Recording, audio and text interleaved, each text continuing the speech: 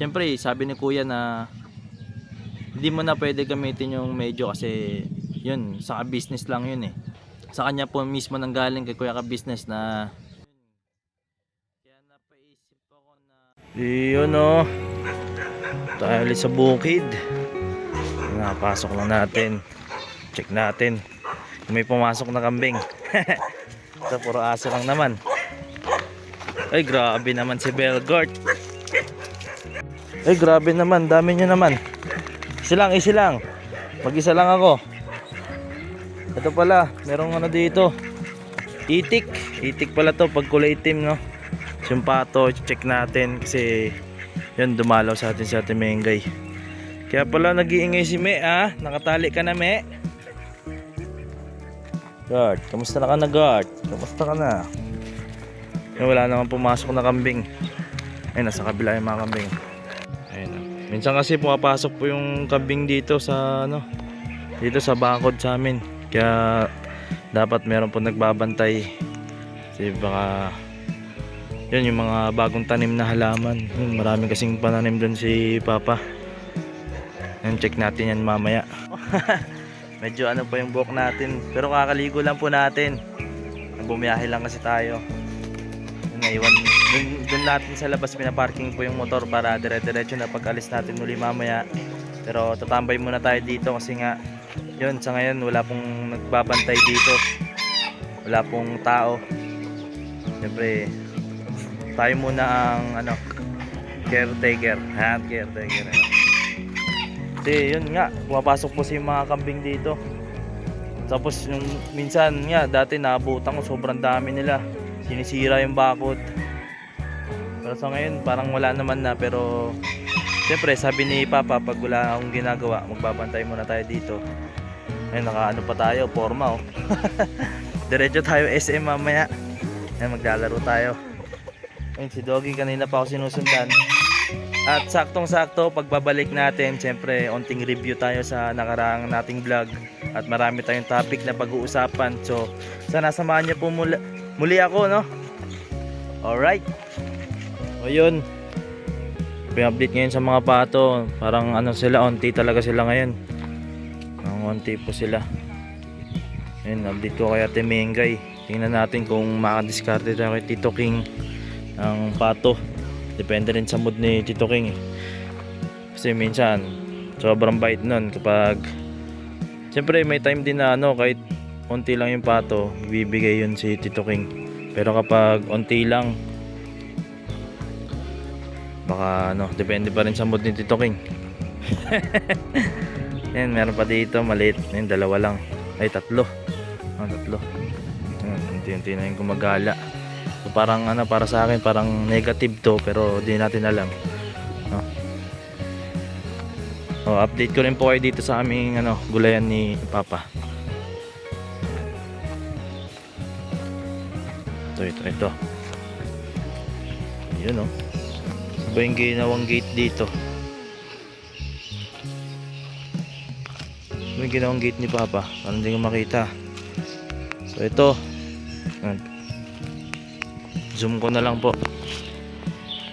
Ayun, ang daming tanim Bukod po yun sa dating taniman doon na kasama po sa vlog, no? Yung kasama ko po si Papa. Bukod to, bagong gawalan to. Ngayon, medyo matagal-tagal na rin kasi hindi ako nakapunta. Ito, marami na namang bagong tanim. Ayun, patola. May nagbunga na. Tapos marami rin ditong mga tanglad. Hindi ko alam kung ano ba ibang mga tanim dyan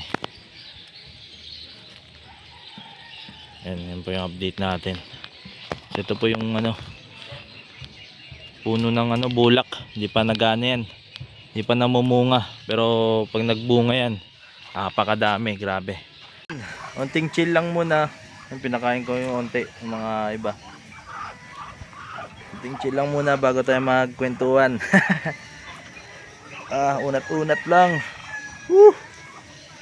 Sarap dito tumambay sa bukid. Sa mga gusto po pumunta sa Caloocan lang, dito sa amin, mag-message lang po kayo. Yan, kwentuhan tayo dito, kainan, poodle fight. Yan, di ka pa nakaya yung mga kaibigan ko, no? Sunod kakain uli kami dito. Kung napanood nyo po yung vlog ko po ng mga nakaraan, no, kasama ko po yung kaibigan ko, kumakain po kami dito. Parang gusto ko, na-miss ko na yung kumain sa ano, dahon ng saging. Susunod, mga kaibigan ko, nanonood kayo dyan. Yan, comment down below. Doggy. Alright. Evil guard. Ayun pala, may papakita po pala ako sa inyo kasi may bago rin dito. Kulungan ng baboy. Yung maganda rin dito magbaboyan, no, kasi malayo sa mga bahay-bahay. Kasi yung amoy ng baboy, alam nyo naman, di ba? Ay, lagi naka-open po yung radyo dito. Yan. Ito po yung CR. Natin CR. Ayun, kung gusto nyo rin mag-CR, malawak. So, ito po yung kulungan ng baboy, yun oh. Nakasemento. Yan. Pang thumbnail no? Waga na. Pang thumbnail. Kenneth, may bagong kulungan. Kulungan. Kulungan pala. Yun oh, ganda oh. Dumadali na tubig, rinig na rinig. Sukin natin to guys. Ay, ganda dito. Yun, sakto to, pag diretso linis oh. Ito po yung butas oh. Diretso dito sa ano. Sapa. Tawag tayo ng isang doggy doon, umiiyak, kawawa naman. Yan, papakita ko rin po sa inyo. Kasi kaya po siguro tinali ito ni Tito King yung purpose. Siyempre baka may bumako dito sa kabila eh. Siyempre kailangan may naka-steady ano dyan. Doggy boy. Uy, kawawa naman ah. Uy, ba't mo tinali sarili mo? Oh, kailangan niya rin pala ng tulong. Kasi natrap siya oh. Natrap si doggy oh. Yan, kakalasin natin yan. Yan, nakawala na siya. Tantuwa. Pagod. Hirap mong ano, palusot-lusutin dyan. So yan, balik na po tayo doon. Nasira pa yung short natin. Medyo napagod ako dun sa aso. Pero ito, tuloy na po natin yung usapan natin. Pero bago yan, may share po ako ulit. Kasi kanina, pag upo ko doon kanina, nadali ako ng ano, napunit yung pantalon natin. Bulok-bulok to. Ano, rated SPG po ito eh. Ayun oh. Butas, ang laki. Buti na lang, nakamotor tayo. Diretso tayo, nakaupo lang po sa motor. Kasi dito, pag naglalakad po ako dito, ayun oh. Shortcut lang po to sa amin no, pag dinaretso lang po. No, sa mga dati po na nakakalam no. Itong kuryente po ng bukid ay nakakonect po sa bahay namin. Papakita ko po yung wire. Ito pong puting wire na yan. Yan. Paikot po yan. Yan po, ang ganda no. Ito po yung ano, wire. Yan. Hanggang doon po yan sa bahay. Diba, napakahaba po ng wire. Galing pa sa bahay namin. Naalala ko po ay 2 box po yun ng ano, wire ng kuryente. So yun, balik na po tayo sa topic natin. Kasi kanina, 'di ba? Nagano po tayo, pinakita po natin yung mga pato. Parang medyo kaunti lang sila ngayon. Kaya update po natin sa Temengay. Yung may-ari po ng pato no, si Tito King. Pag andito na po ay papaalam natin kung meron pang available. Kasi kadalasan talaga yung mga pato po talaga dito ay pangkatay lang po. At di po talaga binebenta. So baga nakaraan lang po ay sobrang dami rin kasi ng pato na nakaraan. Kaya yung mga yung dati kung naalala nyo po ay nagdadala po ako sa ka-business family. Yung birthday po ni Papa Dins. 4 po ba yun? 4 yun eh. Tapos yung dumalaw po ako nung wala na po ako sa ka-business, dumalaw po ako ng ano, nagbigay po ay iba pa yung dalawang pato. Yung pumunta po ako sa ka-business family. Yung naalala ko. Pero yun, balik po tayo kasi si Ate Mengay no, malapit na pa yung birthday niya. Ay, birthday na anak niya po, si Siopaw, yung kanilang bunso. Ay, yun pa. Naghahanap no, ay, kung ibebenta, kung bibili niya yung pato. Pero para sa akin ay naglalambing yan sa Ate Mengkay sa palagay ko. Pero para sa akin, hindi naman ako noon pa man, no? Hindi naman ako naniningil dyan. Kasi syempre kusang loob po natin yan. Pero kapag meron naman, syempre magkakaloob po tayo. At yun, medyo umaraw na. Pero tuloy pa po natin itong vlog.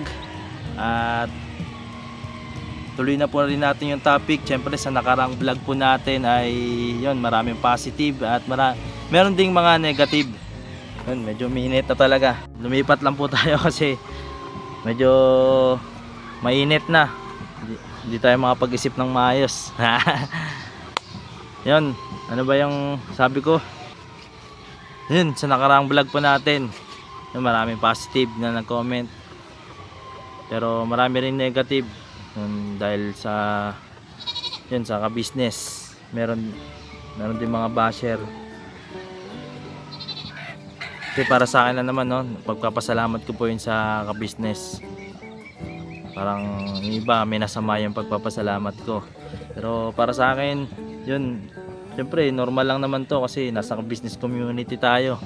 Dito naman tayo nagsimula no? Bakit di tayo tanawin natin ng utang na loob yun? Pero di naman sa lagi tayong, kasi iba nagsasawa na daw sa utang na loob. Yun, nagko-comment lagi na lang daw nilang hanggang kailan pa daw ba yan. Pero para sa akin, no, hindi naman masama magpasalamat man lang na siyempre yun, nakakapag-vlog tayo kung kailan natin gusto. Siyempre mga viewers din po, no, iba, no. Pero bakit di na lang tayo maging positive, no? At yun, meron din po tayong may share din po kasi yung good news, no, sa ating YouTube channel. Ay meron na po tayong sasahurin. Kaso sa February pa, no, sa next month. Pero ang mahalaga meron, no, kasi yung ngayong January, yung sahuran po talaga ni YouTube nasa 22 to 26.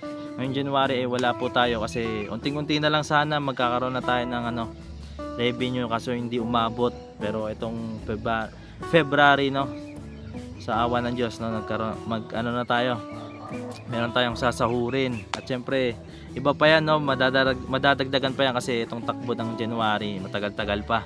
So saan natin na yun, medyo mataas-taas, no, kapag sinipagan po natin. Kaya yun, salamat po sa mga nagbo-boost sa atin na patuloy tayo mag-vlog, no. Salamat po sa inyo sa comment section. Maraming salamat po sa nagsisilbi nating mga magulang.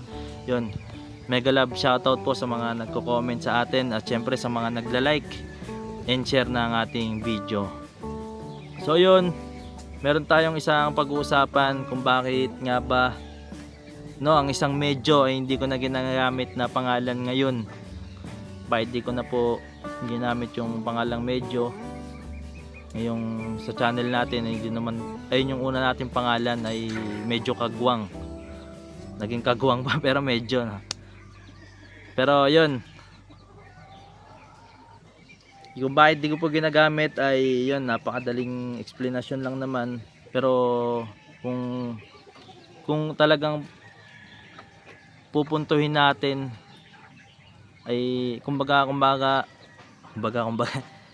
mahirap kasi nung maraming istorya rin po na nasa loob na itong kung bakit din natin ginagamit yung pangalang medyo. Kasi nung una talaga, no, kung maalala nyo po yung vlog ko po dati, nung title po ay wala na ako sa ka-business, yung nasa probinsya pa po ako, ay nabanggit ko po doon na yun, gusto kasi yung wala po ako sa ka-business ay gusto ko po magpa-promote ng channel. Kasi yun nga, sabi nga nila na about sa mga junior kagwang na gustong pasukin yung mundo ng social media ay di po sila atubili, no, tulungan. Kung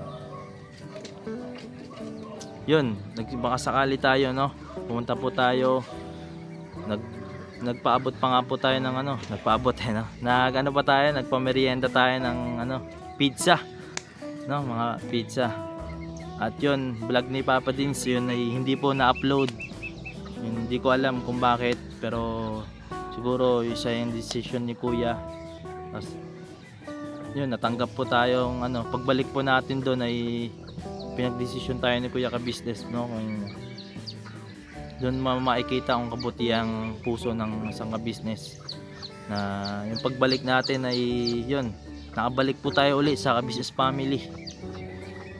Pero kung uukatin nyo kung bakit ako nababash, kung bakit ako umalis noon, kasi nga 'di ba, syempre unting istorya lang din kung bakit tayo, kasi ano ko lang po yung sarili ko, kasi baka may mag-comment na naman, yun, paalis-alis ka kasi nun sa business family.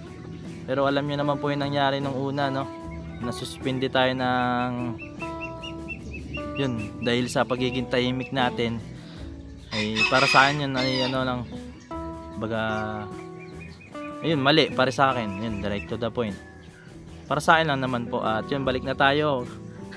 Nabalik na naman, na sobrang tagal na, yung pasensya na po. At yung bakit natin ginagamit yung hindi na natin ginagamit yung pangalang Medyo, kasi yung time na yon na pumunta tayo sa business family, kaya kung bakit ko nakwento ay sinabi ni kuya na syempre papromote lang naman tayo, nag-isip tayo ng pangalan na kung anong gagamitin natin, pwede ko ba gamitin yung Medyo. Syempre sabi ni kuya na hindi mo na pwede gamitin yung Medyo kasi yun, sa business lang yun eh. Baga sa kanya po mismo nanggaling kay kuya ka-business na yun, kaya napaisip ako na bakit ko pa gagamitin yung Medyo ngayon, kahit wala namang sabi si kuya na gamitin pa. Pero yun, tumatak sa isipan ko yun na wala ka naman sa loob ng ka-business family, no, tapos magpapromote lang po tayo ng ating channel, ay yun, syempre bilang pagrespeto na rin kung bakit di ko pa ginagamit yung pangalang Medyo, kasi wala na rin naman tayo sa ka-business family. Syempre itong Kenneth, no, ay dito naman talaga tayo unang nakilala. Kenneth naman talaga yung unang pagpapakilala sa atin, no, ni Papa Dins. Mas marami pa nga po yung Kenneth na title, no, para sa di ko rin alam. Pero para sa atin, nung una talaga ay Kenneth po talaga tayo. Na napakadami na ring istorya nating nabuo sa pagiging Kenneth natin. At yun, kung kailan tayo nagtagal, yun, naibigay ang pangalan nating Medyo. Kasi kasabayan natin yun, sila Tarhan. Tapos sila yun. Yun, maraming salamat po sa mga nakinig. At siguro kung may magtatanong pa muli, syempre open yung comment section natin para sagutin yung mga ganong katanungan. Kaya pasensya na po sa mga pasikot-sikot nating mga istorya. Siyempre iba pa rin yung diskarte rin, baga nasanay din po ako sa mga vlogger na siyempre kailangan natin medyo pahabain yung mga vlog, kaya humingi po ako ng pasensya. Kasi ito, minsan lang naman ako magmahaba ng video. Mingi po ako ng pasensya. At yun, maraming salamat po sa mga nanood, sumuporta ng ating mga last video, last vlog.